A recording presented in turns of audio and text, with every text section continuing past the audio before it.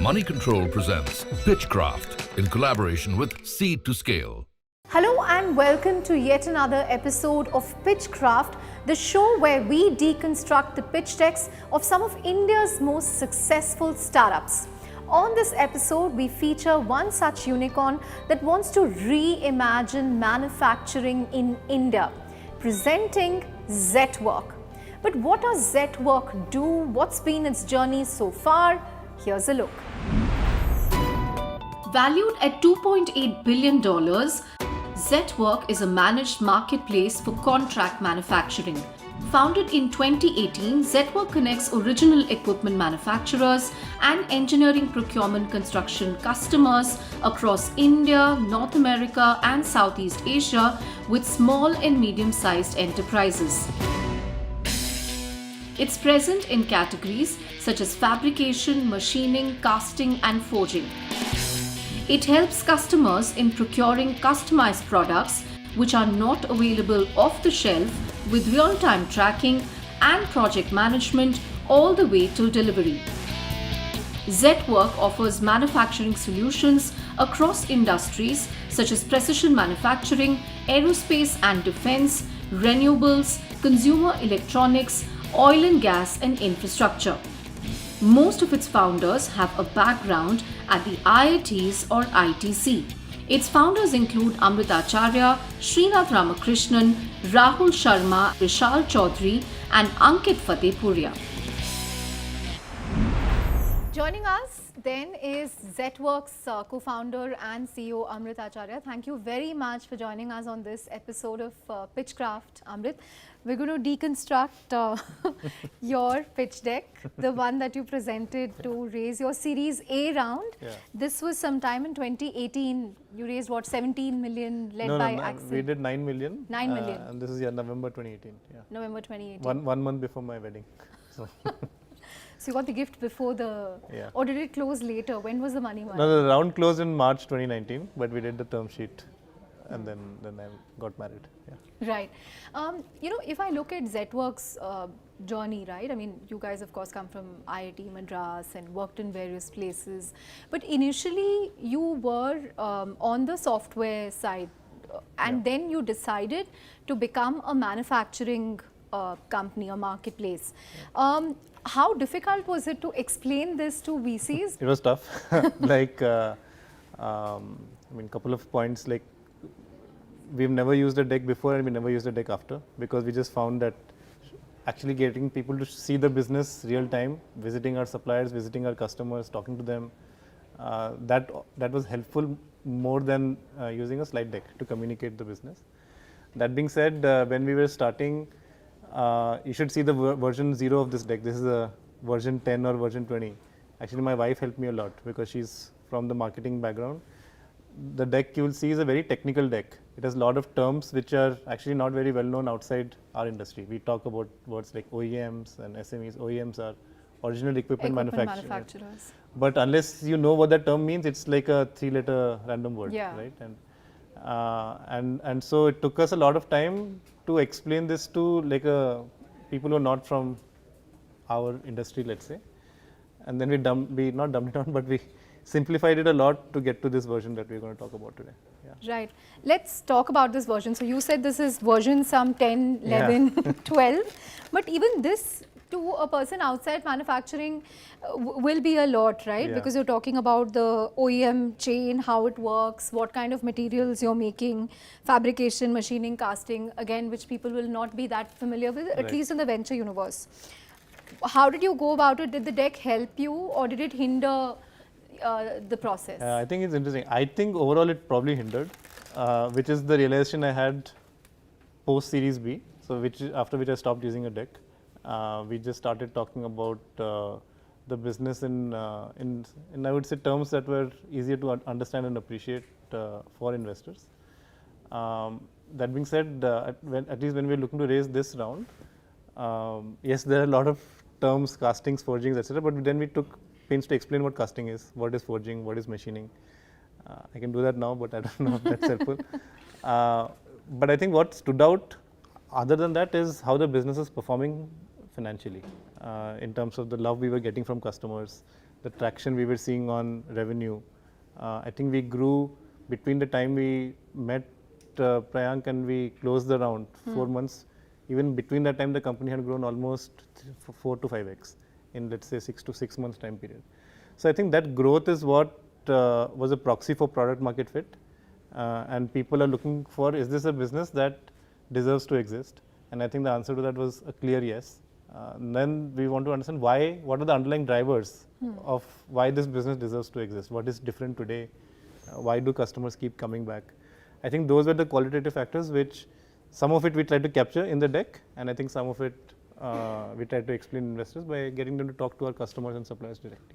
Right.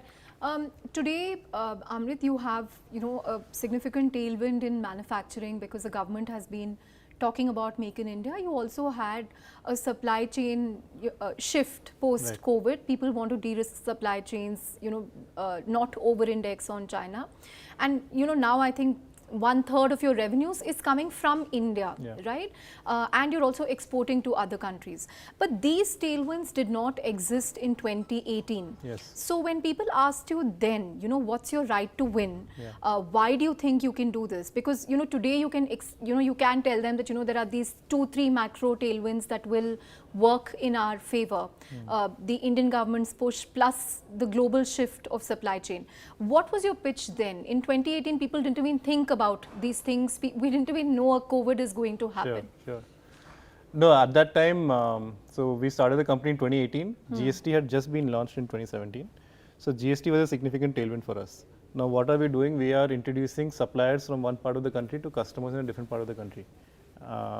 Before GST, this market was highly regional. So you had a company like Tata set up a big ecosystem in Jamshedpur. That's where they bought most of their supply chain products from. You had a GE which was headquartered in Delhi. They were very strong in Delhi. GST completely changed that because today a supplier from the south was as competitive to a Tata who's based in east as the Jamshedpur ecosystem earlier, because GST completely leveled the playing field. So flattened the tax indirect. It changed the economics of the industry, and it also made ease of business much higher. So some of this we were starting to see. I mean, in all honesty, we didn't really know this at the time of starting the company, but we started experiencing this the more we were in the market.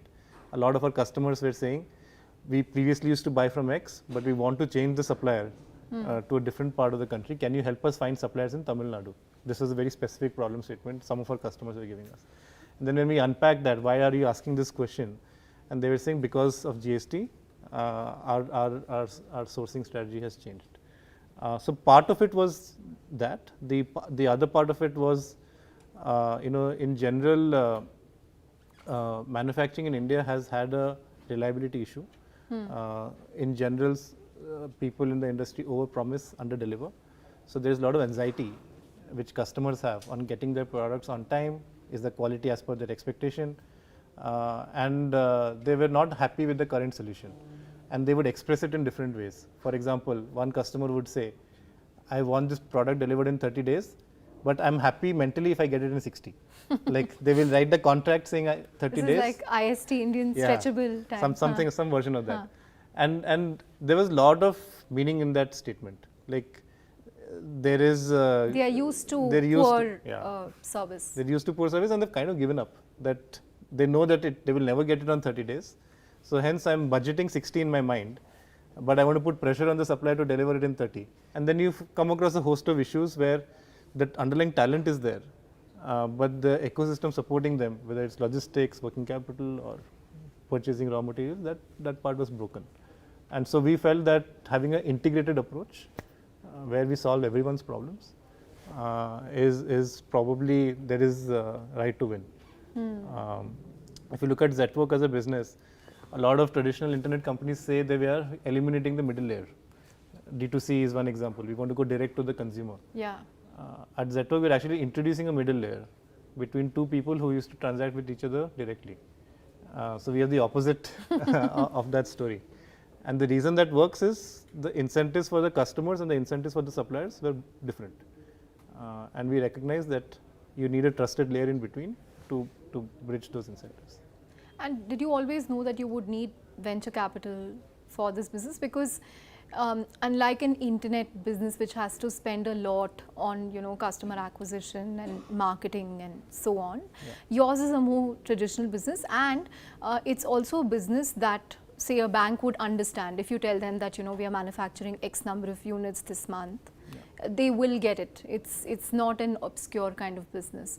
So why did you decide that you would raise venture fund for this? No, you're right. I think the first seed round we required mostly to just set things up, but every round after that was a choice, and the choice was just a function of how quickly do we want to achieve the goals we have set.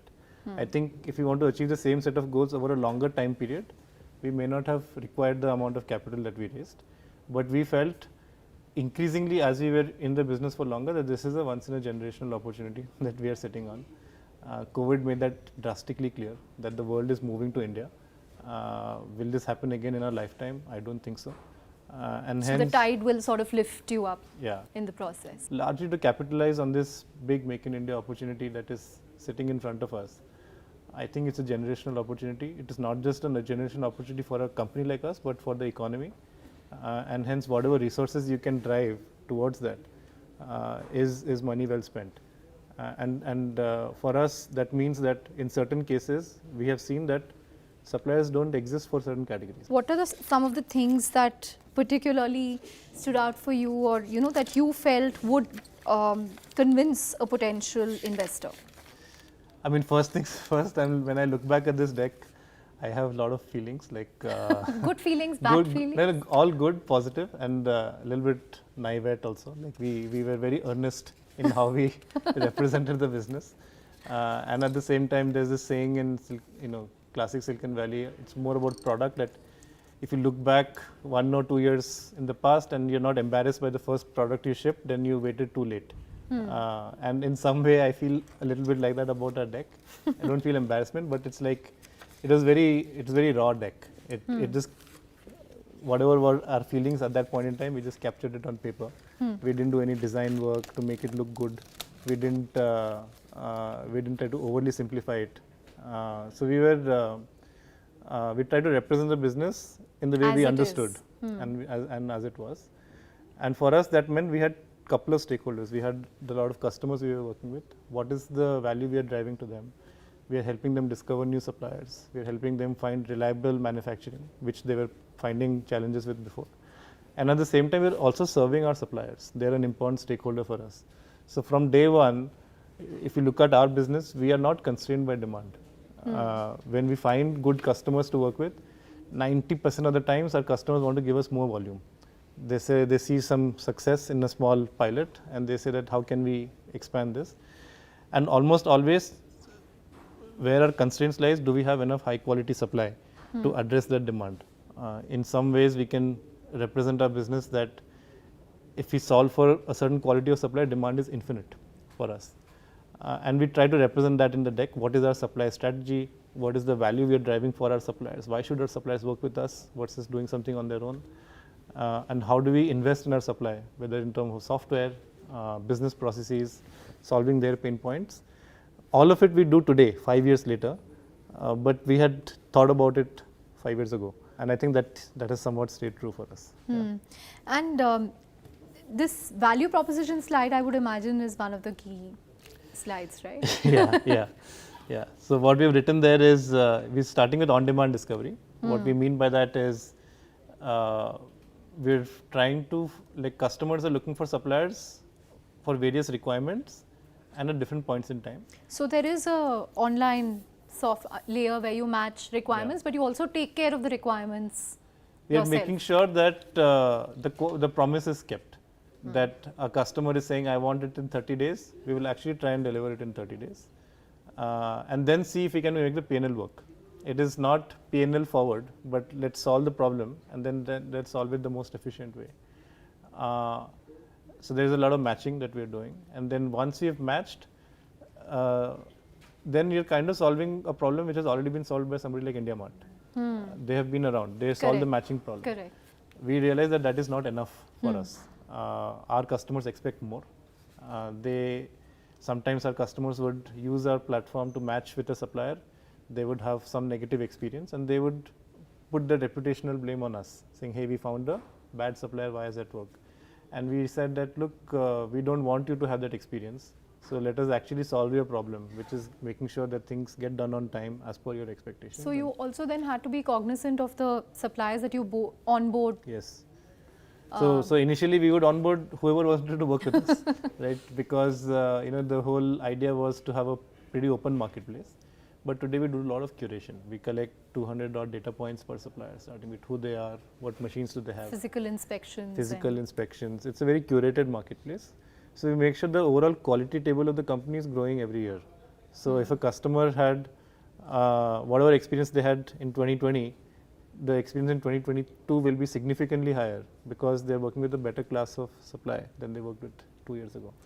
And did you kind of know then when you were making this deck or when you were pitching that this is the way it's going to trend, that you will work with partner factories or people who already own factories, work with them, and you will also set up your own factories, and you will eventually expand to a whole range of sectors, right? From aerospace to steel to consumer electronics and so on. Yeah. You will see or bits and all pieces that of happened serendipitously. I would say like it's 70% serendipity, 30% we had a intent. You'll see some bits and pieces of that in the deck. Like you will see things like we got our first exports order already by the time we had met Accel in our series. You'll see it in one of those slides. So exports was always in our mind. Did we have a point of view that it should be a third of our business close to that today? Like we didn't have that strong a point of view. We were okay doing business in India or we were exporting. I think some of that serendipity happened during COVID because we recognized that the whole China plus one shift is a shift happening today. We can't wait 5 years to say that, look, we are going to continue what we were doing anyway, and then 5 years later, if it's still there, we'll maybe address that market. Within 4 months, it went from, it sort of compounded every month. Yeah. So I think in those first 4 months, we were growing 20-30% month on month, which is an amazing number for many reasons. Like for somebody who knows from 1 crore to 6 crore, I think, within 4 months. Yeah. For somebody who knows nothing about your business, they can look at this chart and derive some meaning, that they can compare it with other businesses they have seen. Maybe they have seen some similar charts, but most likely they would not have seen. And they can also try and understand what is driving this. So they can ask better questions like, is it a one-off event? Is it something driven by macro, or is it something purely that has a different approach? Thanks for that, Amrit. But stay tuned for more action, because on the other side of the break, we will be talking to Prayank Swaroop, who wrote that Series A check for Zetwerk.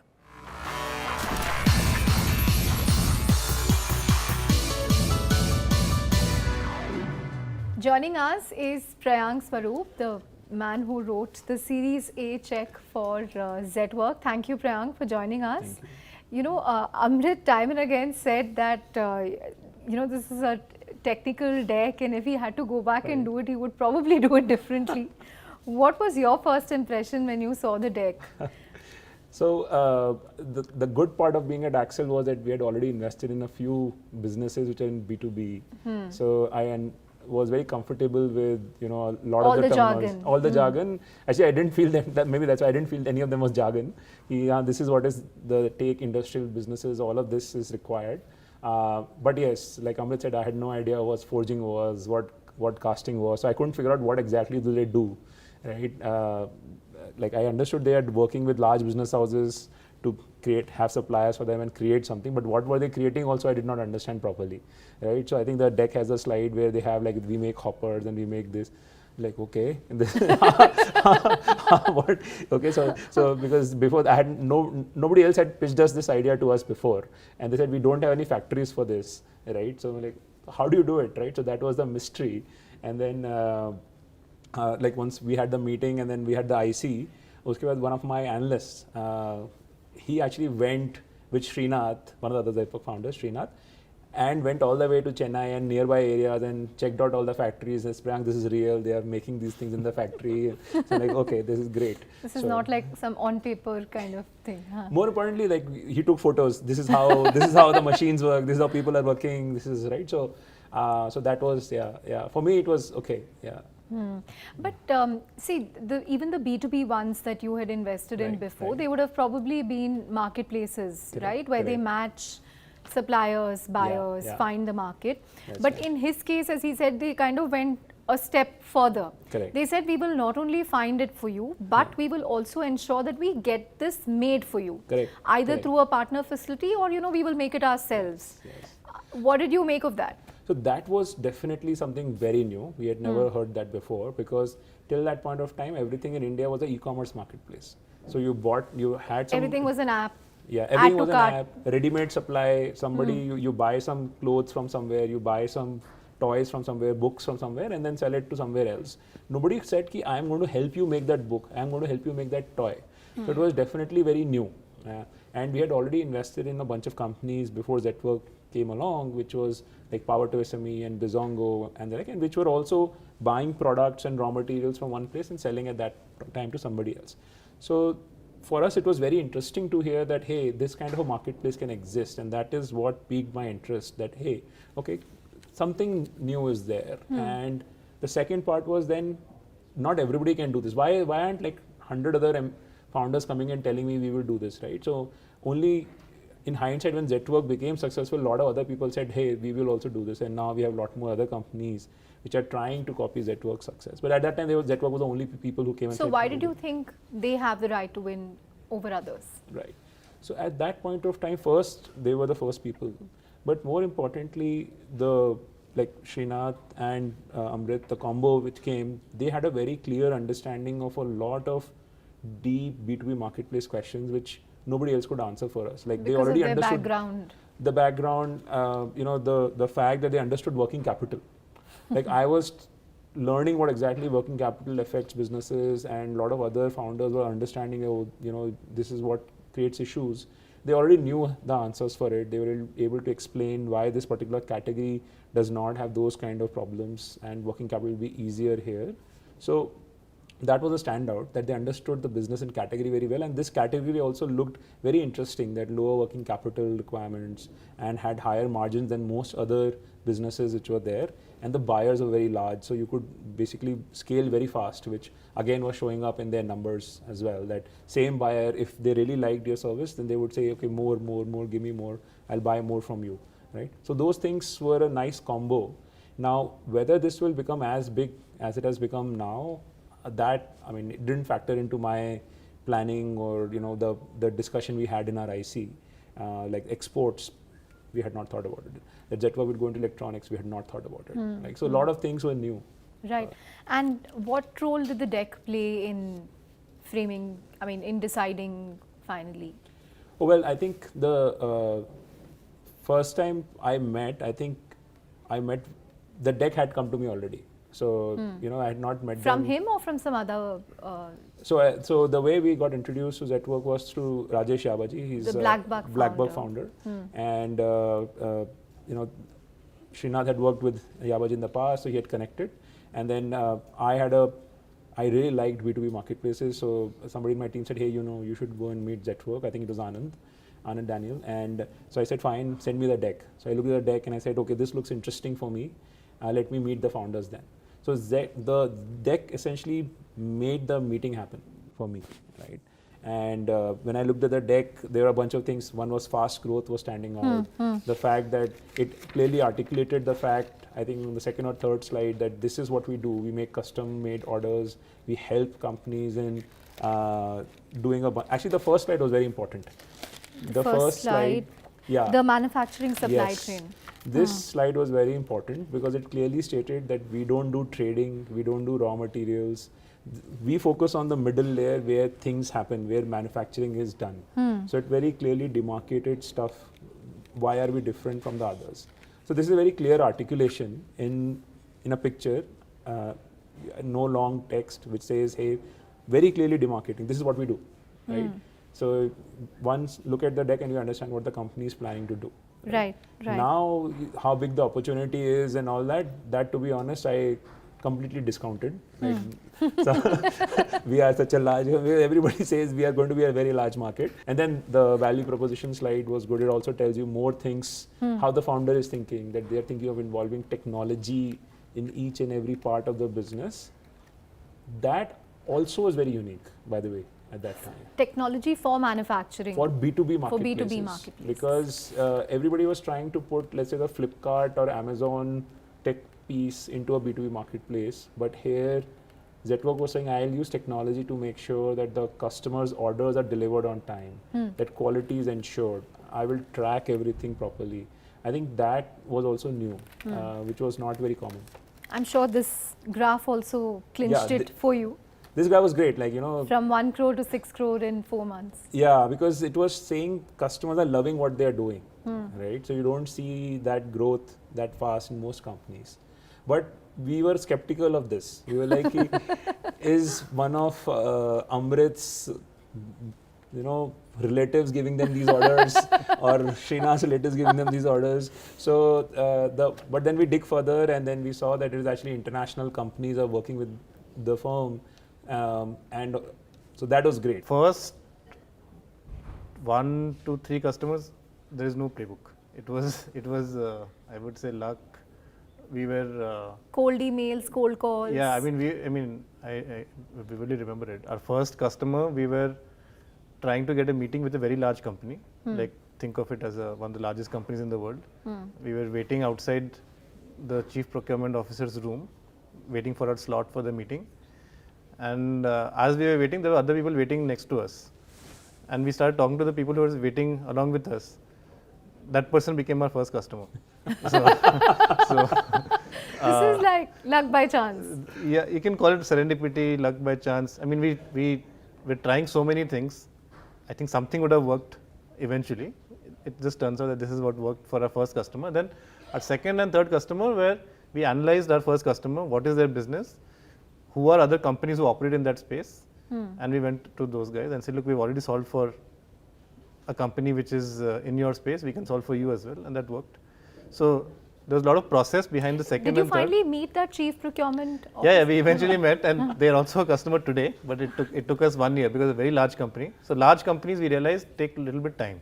So you would go to their subcontractors. We went to their tier ones, and those were larger companies than us, let's say, at that point in time. And you would become a tier 2 Yeah, we started with the tier 2, and then eventually over a period of time we started becoming direct How suppliers. hard is it to go from, you know, a tier 2, tier 3 supplier to the main supplier? Because some of these people in between would have been your clients at some point. Yeah. No, it is hard because the closer you get to the end customer, the tighter their processes.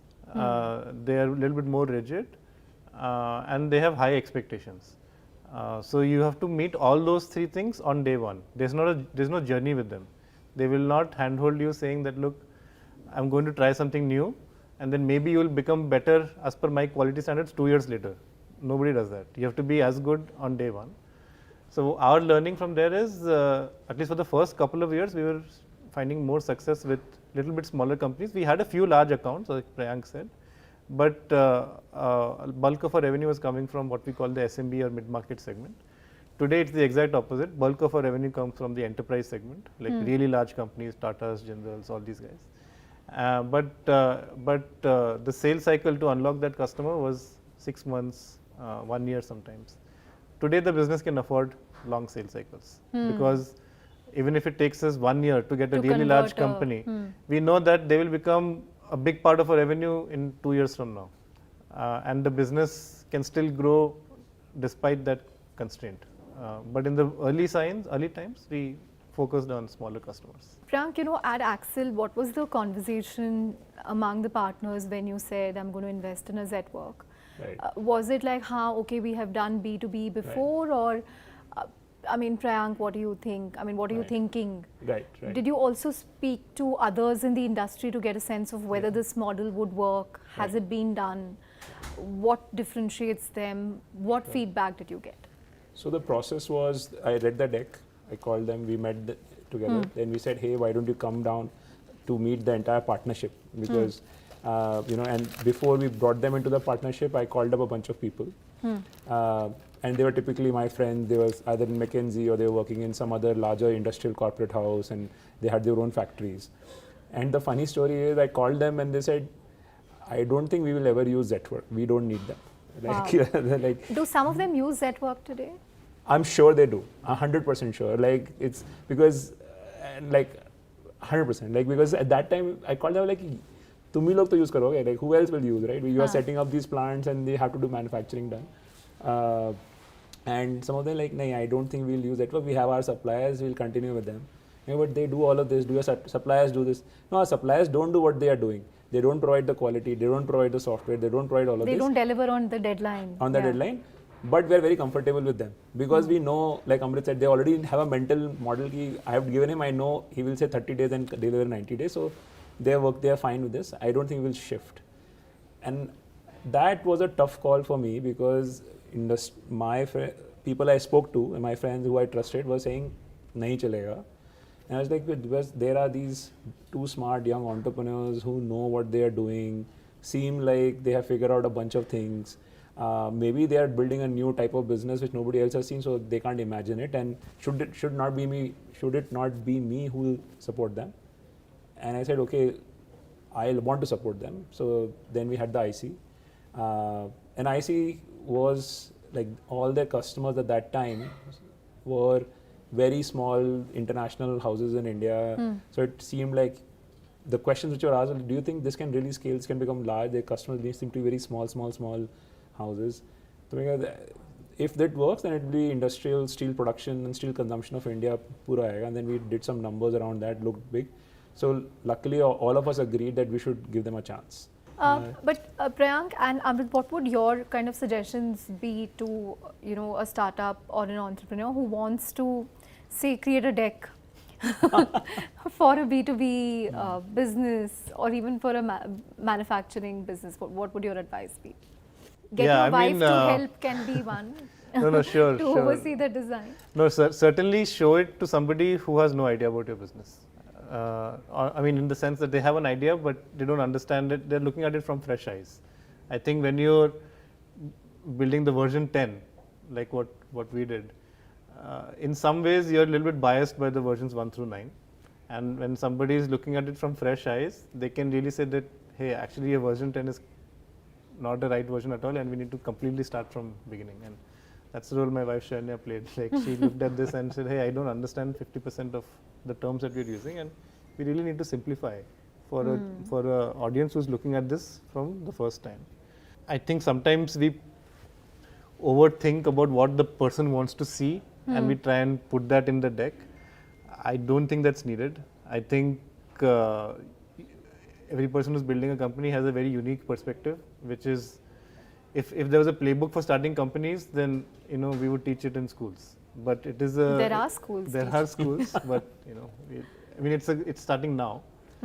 But it's the reality is every company is unique. They all have their own journeys, and hence the journey that is very unique to you, you should capture that in words that convey that, and you don't need to say that I'm the Flipkart of X or I'm the Uber of Y. You will see in our deck we have nowhere mentioned that we are the X of Y or the X of India. Firstly, maybe because people will now say we are the Zetwerk of this. And I would encourage them to not do that, because every business is truly unique.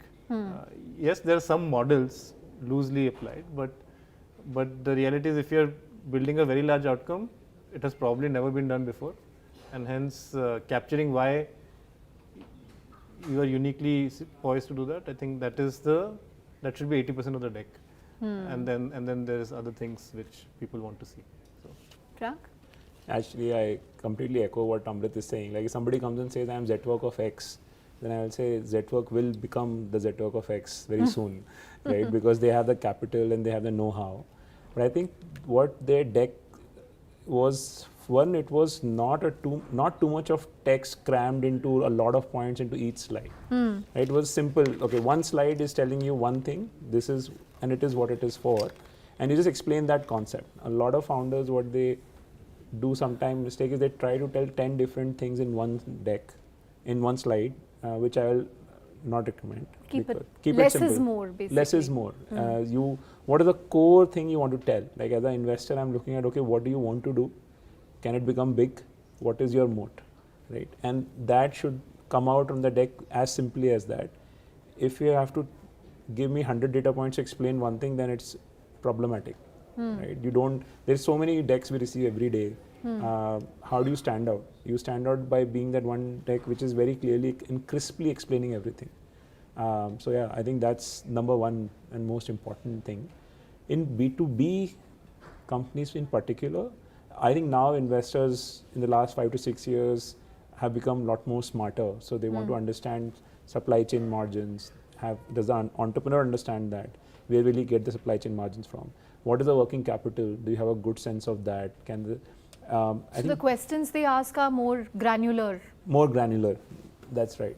And the founder needs to be able to demonstrate that expertise now, because now a lot of founders are able to demonstrate it. So you need to again be, hey, I am above and better than the other founders you have met. I am not very naive that about all this. So I think that's the other big part. On that note, thank you both so much for joining us on this episode of PitchCraft. You heard out from the founder and CEO of Zetwerk and one of its early investors on what really worked for them, did not work for them when it came to their pitch deck. But you can actually access this pitch deck on seed2scale.com. Check it out.